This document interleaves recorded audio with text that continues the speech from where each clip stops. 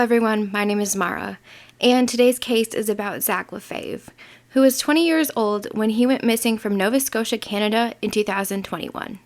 And just a quick reminder before I get started, that I always try to do the best research and get the most accurate information I can for every single case that I cover. With that being said, let's go ahead and get into today's case. Zack Lefave was born on January 3rd of 2000. He was said to be kind, adventurous, and had lots of energy. His nieces and nephews knew him as the fun uncle. He also had no enemies, no criminal record, and never went more than half a day without being in touch with his family. Zack was living in a small town called Yarmouth. The population was 6,500 people, and almost everyone knew each other. So then we go to New Year's of 2020. So during the day, it's 2020, but that night it would be turning into the year 2021. And like most 20-year-olds, Zack spent the entire day with his friends. They went to a hotel and were drinking, and everyone was having a good time. Then that evening, Zack was invited by a friend of a friend to a house party. He honestly was not going to know many of the people at this house party, but since he was such an easygoing and outgoing person, he was not worried about this. The party that they were going to was in Plymouth, Nova Scotia, Canada. They arrived there around 11:25 p.m. It was said to be a low-key party with about 20 people there. People that were there did say that Zack was drunk, but he was in a very good mood and not passing out or falling asleep. He stayed at this party for about 24 minutes, when he suddenly left at 11:49 p.m., which was kind of odd because it was almost midnight, and you just would think that he would stay the last few minutes until midnight so he could celebrate New Year's. It's not clear if anyone's seen him leaving, but he did leave alone. Between 11:52 p.m. and 12:07 p.m., Zack made multiple short phone calls to friends. At 11:49 p.m., he calls using Facebook Messenger. He says that he is in Quinnon, which is a 5-hour walk from where he actually was in Plymouth. During the call, he joked that he was not wearing any pants, but he did not seem distressed. And at 11:52 p.m., this phone call ends. At 11:54 p.m., he makes a second phone call. He says that he is cold, and he thinks he's in Quinnon, but still did not seem distressed. And this phone call ends at 11:58 p.m. So it's now the new year, January 1st of 2021. A woman drives past Zack at midnight. When she seen him, he was at the Newell Road entrance at Highway 334. She did see that he was on his phone.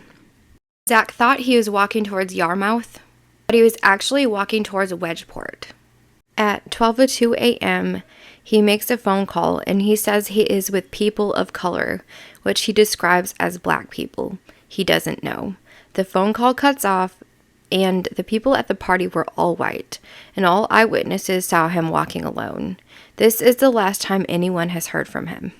Then at 12:07 a.m., he makes his final phone call, and no one picks up. At a point, he does realize that he's going the wrong way, so he turns around and starts walking back towards Yarmouth. This is when at 12:15 a.m., a driver sees him walking with traffic towards Yarmouth. At 12:25 a.m., a couple saw Zack walking down Newell Road. He was not wearing any pants. When they arrived home, this woman asked her husband to go back and see if this pantless man needed a ride home. But at 12:45 a.m., when the man gets back to where they seen Zack, Zack is nowhere to be found. Zack was reported missing 2 hours after he left the party. His parents thought he could possibly have been involved in a hit and run. So they began searching along the highway at 4 a.m. And the next morning, Zack had a shift at 10 a.m., but he never showed up for work. And he had never missed any day of work, so his family became very concerned. The next day, they continued to search for Zack. This is when they found his hat, jeans, belt, cigarettes, and wallet on a dirt road just one lawn over from the party that he had been at. It was odd because the woman who had seen him walking down Highway 334 said that at midnight he was still wearing pants, which was 15 minutes after he left the area of the party. And it could be that the woman just did not remember correctly, or that maybe someone took his things and staged this scene. And this small community all came together to help search for Zack.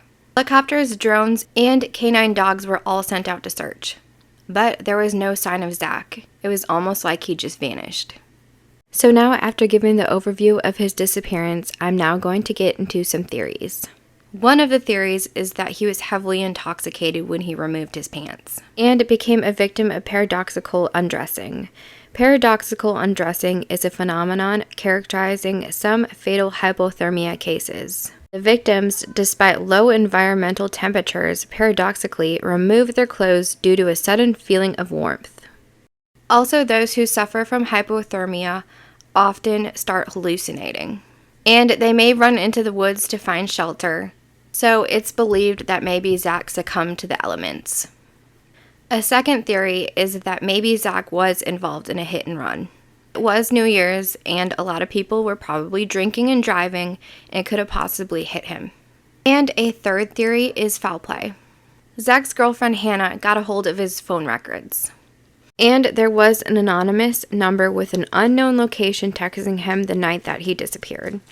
So maybe he left so suddenly because he was going to meet up with somebody, or maybe he owed somebody some money. But no matter what happened, either way, Zack is still missing, and a family still has no answers about what happened to their loved one. If you know anything or have any details about this night, please speak up.